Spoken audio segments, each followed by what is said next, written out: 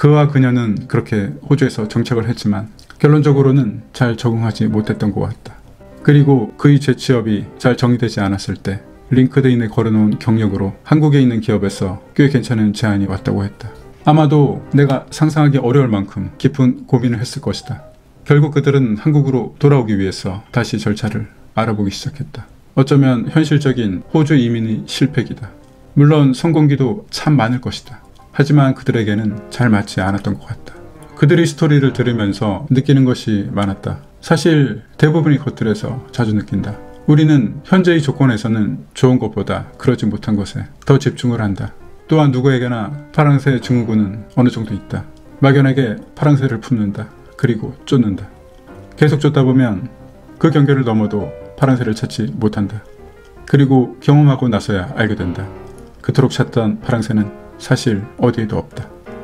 그것에 대해서 무수한 철학자들이 공통적으로 말했던 것은 이렇다.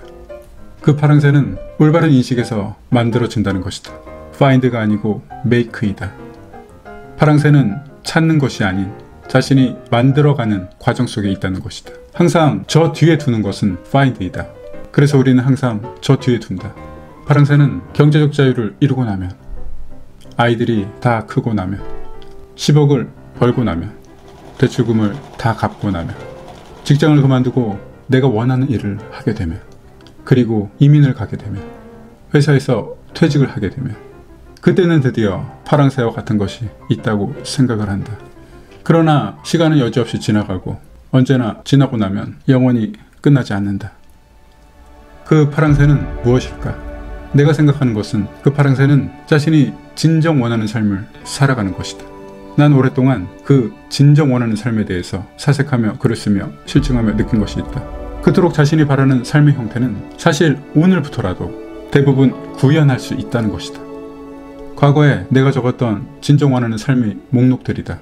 먼저 매일 사랑하는 사람과 대화하며 여유롭게 식사를 하는 것, 매일 땀을 흘리며 내가 좋아하는 운동을 하며 그 후에 시원한 바람을 맞는 것과 그 청량감을 느끼는 것, 몇 시간은 자신이 하는 일에 몰입을 하는 것과 그렇게 시간이 가는 줄 모르는 자기 일에 대해서 집중을 하는 것, 그 일에 대해서 적절한 성취감을 얻도록 그 구조를 만들어가는 것, 예술을 감상하는 것, 공연을 보는 것, 여유롭게 가족과 손잡고 말이다.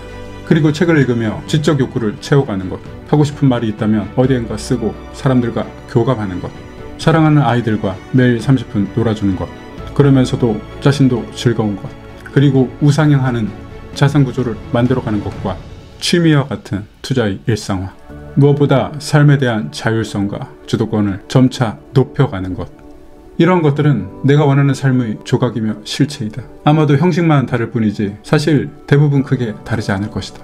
그런데 언젠가 이것을 쓰면서 불현듯 느낀 것이 있다. 이러한 것들은 마음만 먹으면 대부분 오늘부터라도 실행할 수 있다는 것.